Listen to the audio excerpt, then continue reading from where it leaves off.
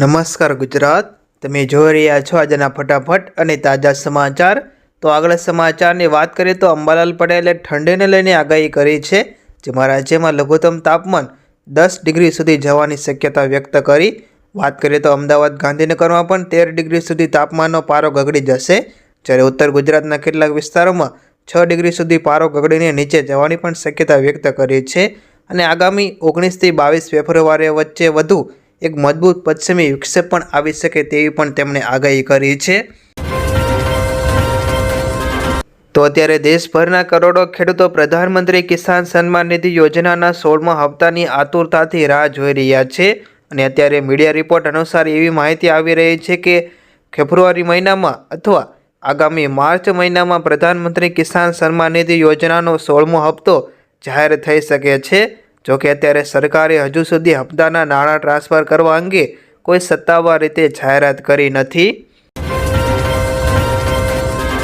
તો અત્યારે ભારત અને કેનેડા વિવાદ વચ્ચે એક મોટા સમાચાર સામે આવ્યા, જેમાં વાત આવી છે કે કેનેડામાં ભારત સહિત વિદેશી સ્ટુડન્ટની સંખ્યા ત્યારે ઝડપથી વધતી જાય છે, પરંતુ અહીં કામકાજની સારી તકોની અછત હોવાને કારણે ઘણા વિદ્યાર્થીઓએ રસ્તામાં અને સસ્તામાં નોકરી કરવી પડતી હોય છે।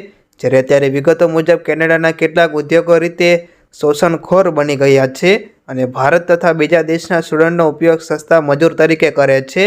તેમજ આ તરફ હવે ખુદ કેનેડાના ઇમિગ્રેશન મંત્રી પાર્ક મિલરે આ મુદ્દો ઉઠાવ્યો છે। તમારું શું આ મુદ્દા વિશે નિવેદન છે તે નીચે કોમેન્ટ કરીને જરૂર જણાવો।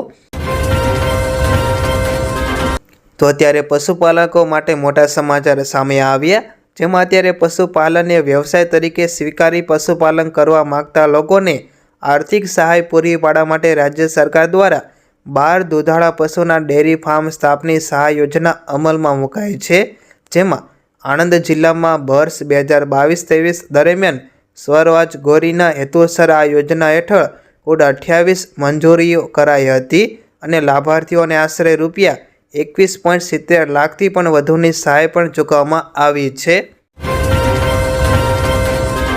તો બીજા મહત્વના સમાચાર આવી રહ્યા છે કે રાજ્ય સરકારે લોકરક્ષકના વિવિધ સંવર્ગોની સંયુક્ત સીધી ભરતીની પરીક્ષા પદ્ધતિમાં અત્યારે મહત્વપૂર્ણ ફેરફાર કર્યો છે, જે અંતર્ગત અગાઉ લોકરક્ષકની ભરતીમાં શારીરિક કસોટી લેવામાં આવતી હતી, તેમાં અત્યારે દોડના ગુણ આપવામાં આવતા હતા, જેના બદલે હવે દોડ ફક્ત નિયત સમયમાં પાસ કરવાની રહેશે અને તેના ગુણ કોઈ રહેશે નહીં। જ્યારે અગાઉ શારીરિક કસોટીમાં ઉત્તીર્ણ થયેલા ઉમેદવારની 2 કલાકોની અને 100 ગુણની MCQ ટેસ્ટ લેવામાં આવતી હતી, તેના બદલે હવે 200 ગુણનું 3 કલાકનું ઓબ્જેક્ટિવ MCQ ટેસ્ટની એક જ પરીક્ષા અને પેપર લેવામાં આવશે। તો અત્યારે વિધાનસભામાં સત્ર ચાલી રહ્યો છે, જેમાં વિપક્ષ દ્વારા સરકારને વિવિધ સવાલો પણ કરવામાં આવી રહ્યા છે। વાત કરીએ તો મહત્વપૂર્ણ અત્યારે વિગતો સામે આવી છે, જેમાં અત્યારે સરકારી અને બિનસરકારી માધ્યમિક અને ઉચ્ચતર માધ્યમિક શાળાઓમાં શિક્ષકોની 13,013 જગ્યા ઉપર ખાલી રહ્યું છે। વાત કરીએ તો વિધાનસભામાં કોંગ્રેસ પક્ષના નેતા અમિત ચાવડાના પ્રશ્ન ઉપર સરકારે જવાબ આપ્યો છે, જેમાં અત્યારે સરકારમાં માધ્યમિક અને ઉચ્ચતર માધ્યમિક શાળામાં 2344 શિક્ષકોની જગ્યાઓ ખાલી પડે છે, માટે આગામી સમયમાં ભરતીની તૈયારી કરે છે તેમાં ટેટ 1 અને ટેટ 2ની પરીક્ષા આ વર્ષમાં આવી શકે છે।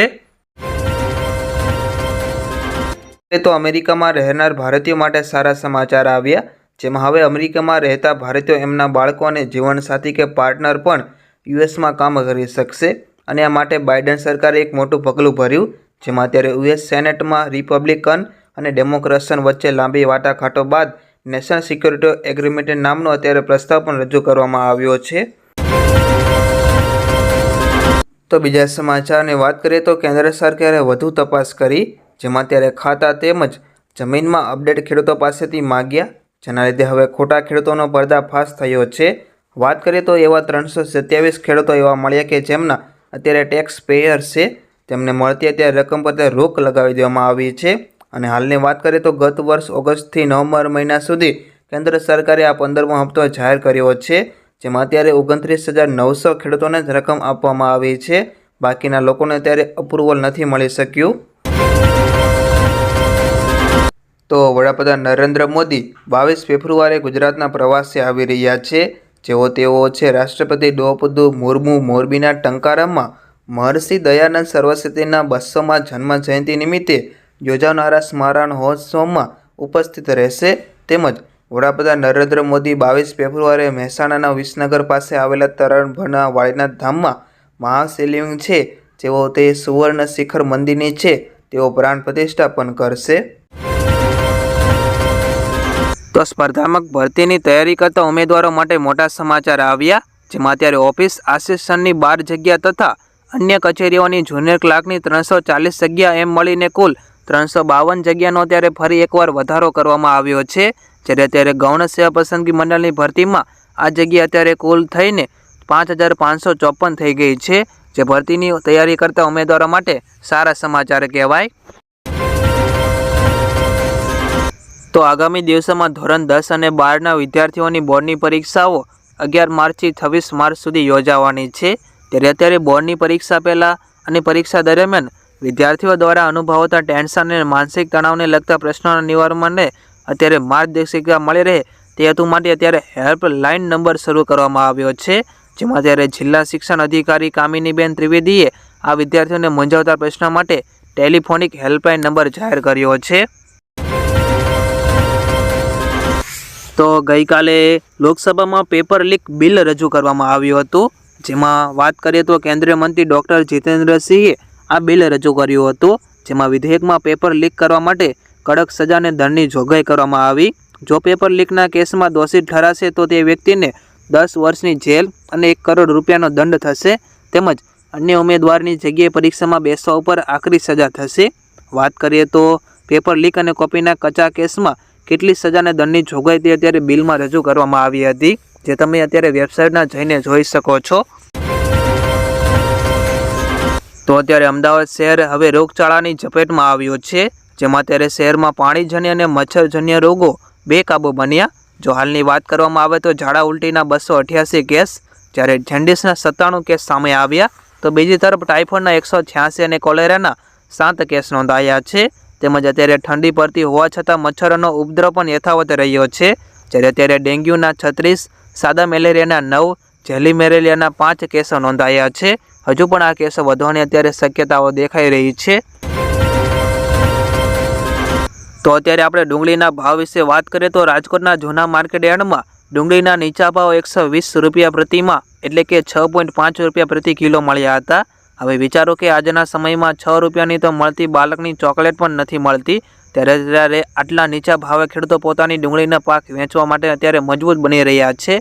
શું તમારા વિશે આનો નિવેદન છે તે નીચે કોમેન્ટ કરીને જરૂર જણાવો. તો અત્યારે ભારતીય રિઝર્વ બેન્કે 29 ફેબ્રુઆરીથી Paytm payment bank account wallet ઉપર પેમેન્ટ સ્વીકારવા અત્યારે પ્રતિબંધ મૂક્યો છે, જેમાં તમે 29 ફેબ્રુઆરી પછી તમે પેટીએમ પેમેન્ટ બેંક ખાતા વોલેટમાં પૈસા જમા કરાવી શકશો નહીં. જો કે તમે અત્યારે 29 ફેબ્રુઆરી પછી પણ તમારા બેલેન્સમાં રહેલા પૈસા ઉપાડી શકશો. વાત કરીએ તો રિઝર્વ બેંકના નિયંત્રણો ઉપર તમારા વર્તમાન બેલેન્સ ઉપર કોઈ અસર નહીં પડે અને પેટીએમ પેમેન્ટ્સ બેંકમાં તમારા પૈસા પણ અત્યારે સંપૂર્ણપણે સુરક્ષિત રહેશે, પરંતુ તે 29 ફેબ્રુઆરી પછી કામ કરવાનું બંધ કરી દેશે. તો રાજ્યમાં લોકસભાની ચૂંટણી પહેલાં મોટા સમાચાર આવી રહ્યા છે, જેમાં અત્યારે બદલી બઢતી તેમજ વધારાના હવાલા સોંપવાની કામગીરી ચાલી રહી છે. વાત કરીએ તો છેલ્લા 3-4 દિવસથી રોજે રોજ એકાદ વિભાગમાં કે આઈએએસ અધિકારીની બદલી બઢતી કરવામાં આવતી હોય છે, ત્યારે આજે સૌથી વધુ 10 આઈએએસ અધિકારીઓને વધારાનો ચાર્જ સોંપણી કરવામાં આવી છે, જે ખૂબ જ અત્યારે ચૂંટણીમાં અત્યારે ઘાતક સમાચાર કહેવાય. તો મંદીમાં ફસાયેલા હીરા ઉદ્યોગને અત્યારે સારા વેપારની આશા બંધાઈ છે, જેમાં અત્યારે મંદી વળમાં ફસાયેલા હીરા ઉદ્યોગ માટે સારા સમાચાર આવ્યા. વાત કરીએ તો રફ હીરાનું વેચાણ કરતી ડી બીયર્સ કંપની અત્યારે જાહેરાત કરી કે રફ હીરાના વેચાણમાં અત્યારે વધારો હોવાનો શક્યતા છે. તેમજ હાલ ડાયમંડ ઇન્ડસ્ટ્રી પરિસ્થિતિ સુધારતી દેખાતા ઉદ્યોગકારો માટે સારા વેપારની પણ આશા વ્યક્ત કરી છે. જ્યારે ઉલ્લેખનીય એ છે કે અત્યારે નવસારી હીરા ઉદ્યોગમાં પણ અંદાજે 400થી વધુ એકમો આવેલા છે, જેના અત્યારે નાના મોટા એકમોનો અત્યારે મોટો સમાવેશ પણ થઈ રહ્યો છે.